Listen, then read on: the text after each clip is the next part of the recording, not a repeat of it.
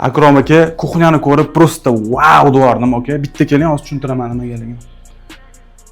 Aka, men o'ylashimcha, kuxnyamizga kamida $30,000 sarf qilingan. Nimaligini aytaymi, aka? Mana mebellarimizni riflonli stilda qilingan, e'tibor berishingiz mumkin, Akrom aka.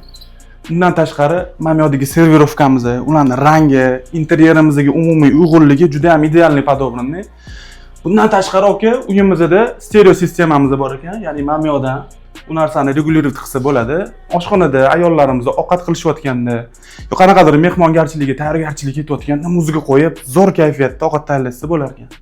Bundan tashqari, aka, mana bu skriti mebellarimizning orqasida mana shunaqa texnikalarimiz bekilgan. Bu yerda, aka, muzlatgichimizni ko'rishingiz mumkin. Teglari degan, morozilkalari. Bundan tashqari, Akrom aka, ayollarimizning qulayligini inobatga olgan holda bu yerda skriti posudomoyga qo'yishgan ekan, aka. Zo'ra.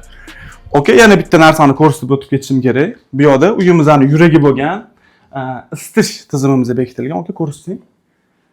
Menimcha, mashina o'ziga, aka, bir $15,000 sarflaganlar, aka. Nima deb o'ylaysizlar? Fikringizni kommentariyada yozib qoldiringlar.